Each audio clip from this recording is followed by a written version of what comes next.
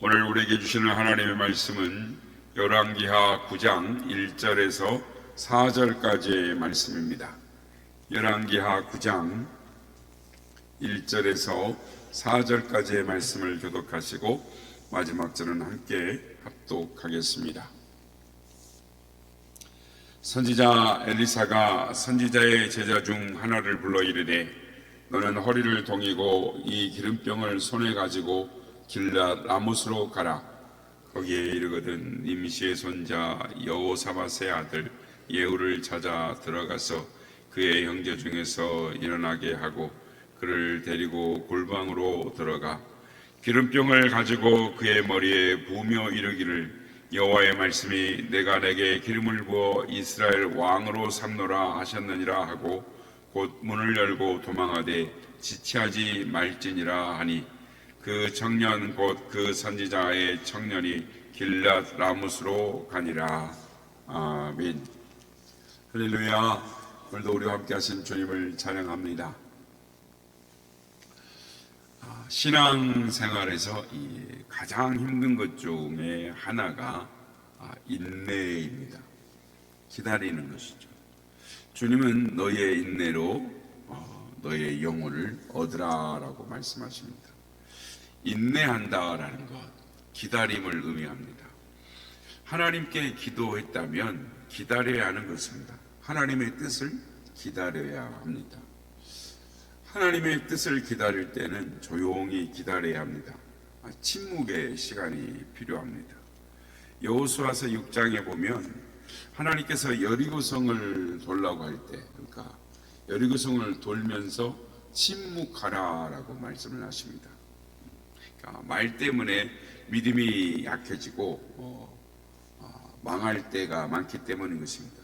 그래서 계속 여리고성을 돌다 보면 이런 원망과 불평이 나올 수가 있습니다. 왜 이런 쓸데없는 행진을 하는 거야?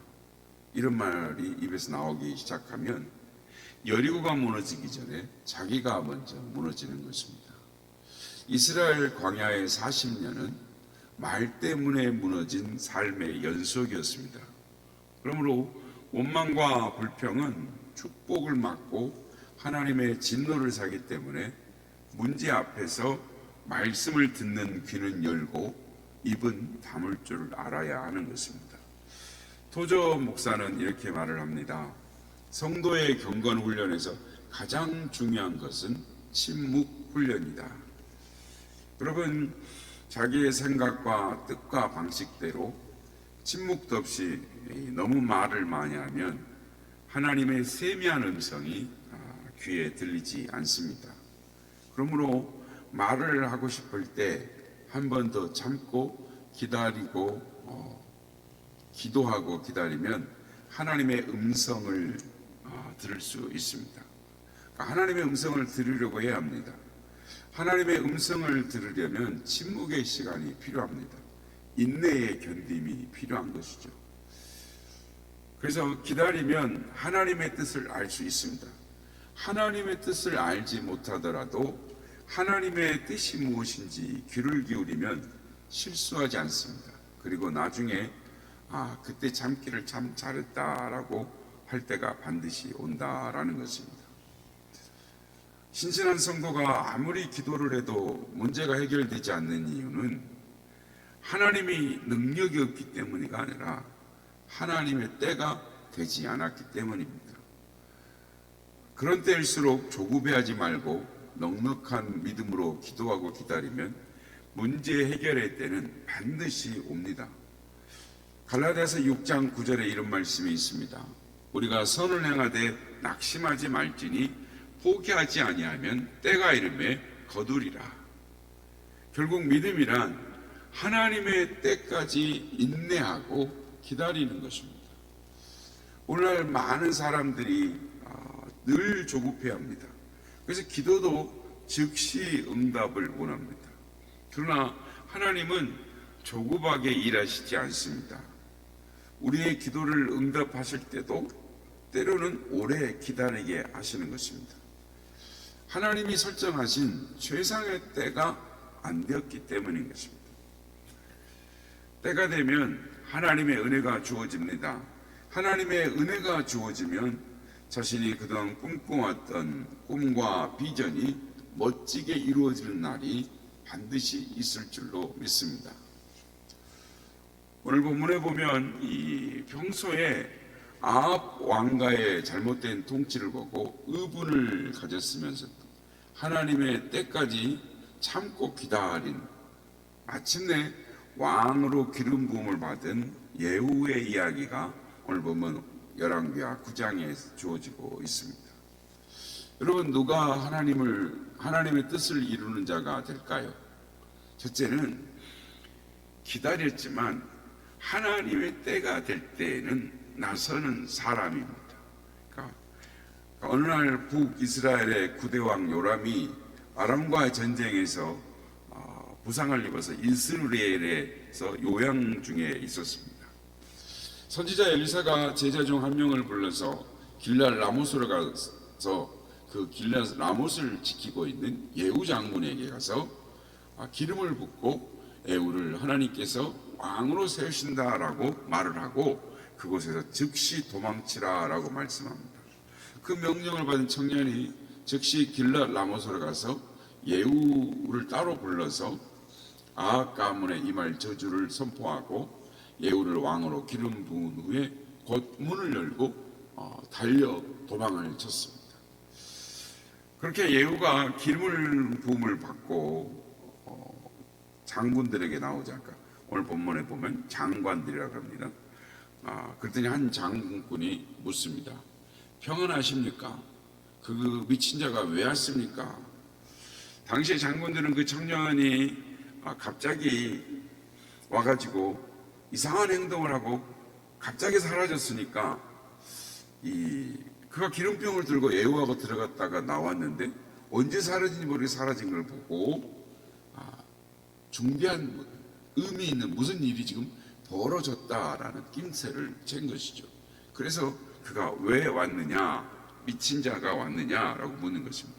그때 예후가 뭐라 그러냐면 다 알면서 왜 그러느냐라는 식으로 말하자 우리가 모릅니다. 말해 주십시오.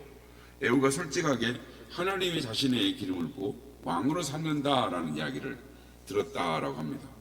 그 말을 듣자 무리들이 급히 자기 옷을 가져다가 섬돌리 곧 예후의 발밑에 깔고 나팔을 불며 예후는 왕이다라고 선포를 합니다.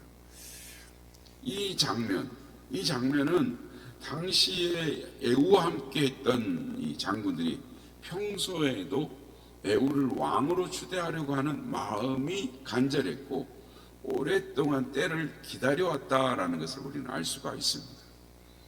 그런 마음을 예후도 가졌고 장군들도 가졌지만 전혀 내색하지 않고 하나님의 때를 기다렸다라는 것을 알 수가 있습니다. 하나님의 때를 기다렸다가 엘리사의 특명을 받고 온 이 청년 선지자가 그에게 기름을 붓자 때가 되었다라고 여기고 혁명에 나서게 된 것입니다. 여러분, 어떤 일이든지 어떤 일을 아름답게 이루려면 아무 때나 나서서도 안 되고 아무 때나 일어나도 안 됩니다. 하나님의 때에 나서고 하나님의 때에 일어서야 하는 것입니다. 그때까지 기다릴 줄 알아야 하는 것입니다.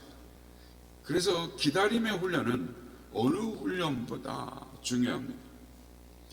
여러분, 행복의 비결도 기다릴 줄 아는 것에 있습니다. 결국 이 뚜렷한 목적 의식을 가지고 피지땀을 흘리면서 느리게 사는 것, 그것도 하나의 이 행복의 비결이다라고 할 수 있습니다. 기다릴 줄 알면 삶의 수준도 높아지고 열매의 수준도 높아지는 것입니다. 그래서 진짜 가치 있는 것을 얻으려면 기다릴 줄 알아야 합니다. 반대로 기다리면 진짜 가치 있는 것을 얻는 것을 우리는 알게 되는 것입니다. 그래서 기다릴 때는 두 가지가 반드시 있어야 합니다. 하나는 사람을 믿어주는 것입니다. 사람을 믿고 기다려 주어야 문제를 딛고 일어설 수가 있습니다. 또 다른 하나는 하나님을 믿는 것입니다. 하나님 앞에서 침묵하고 참아 기다리며 하나님이 자신을 마음껏 사용하시도록 하나님께 맡겨야 하는 것입니다. 그래서 결국 믿음이란 하나님을 믿고 기다리며 어떠한 경우에도 선을 포기하지 않는 것입니다.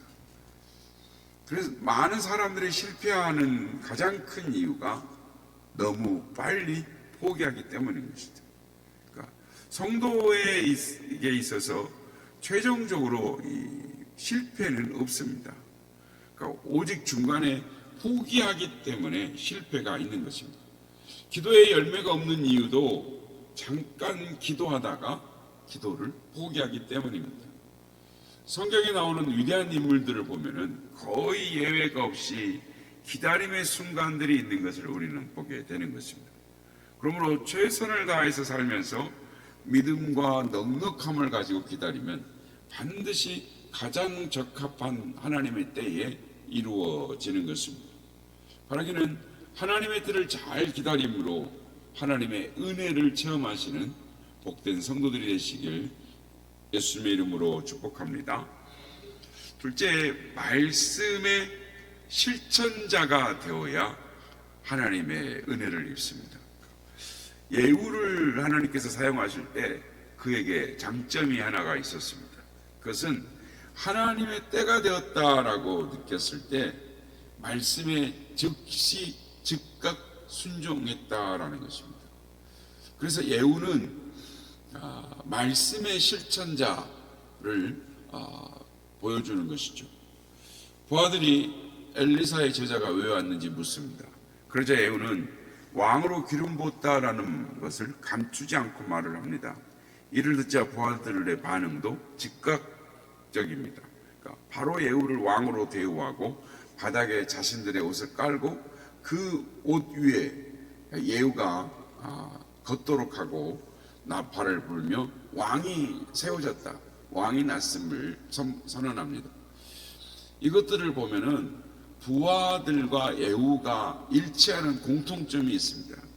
그게 뭐냐면 나라가 더 이상 이렇게 불의하고 타락하고 이러면 안 되겠다라는 것에 동의하고 기다렸는데 하나님의 때가 됐다라고 딱 선포가 되니까 즉시 행동했다라는 거예요.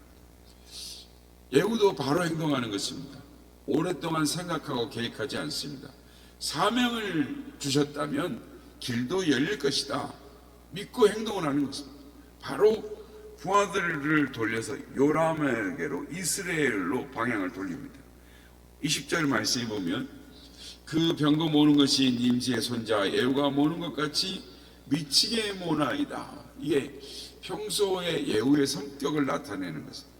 예후가 얼마나 성격이 급했는지 또 얼마나 적극적으로 즉각적으로 어떤 일들을 행하는 사람이었는지를 말을 모는 것도 미치게 모르는 것처럼 보였다라는 것입니다. 아무튼 이런 거친 성격이 그의 행동에 신앙에 즉각적으로 이어졌던 것이죠. 그래서 하나님이 이 예후를 사용하신 것입니다.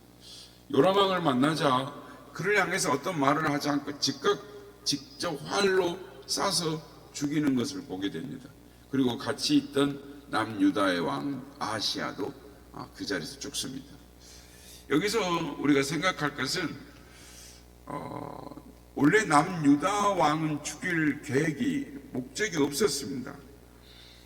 하지만 하필 그때 유다 왕이 그의 옆에 있었기 때문에 죽은 것이죠. 무슨 말이냐? 유다 왕 아하시야는 아합 가문과 너무 가까웠습니다. 그래서 아합의 딸, 그러니까 지금 현재 왕의 누이와 결혼을 했고 사돈 관계를 맺었습니다. 그 역시 부인을 통해서 우상을 접하고 우상을 들여오고 타락하게 됐죠.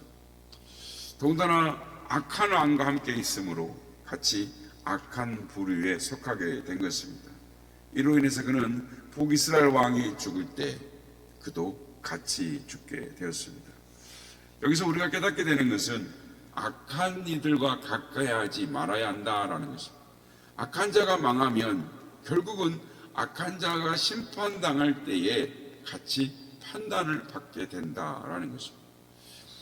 예후는 그 여세를 몰아서 이스라엘 수도까지 가서 개혁을 펼치는데 이세벨을 죽이죠.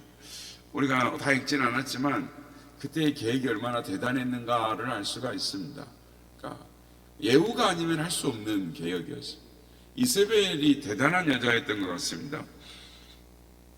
죽은 줄을 알면서도 성 아래에 예후가 다다르자 화장을 하고 나타난 것이죠. 속마음은 어땠는지 모르겠으나 너 같은 것이 감히 어찌하겠는가라는 자신감이 있었던 것 같습니다. 그렇지만 이세벨 역시 두 명의 내시에 의해서 창 밖으로 던져져서 비참한 죽음을 당하고 맙니다.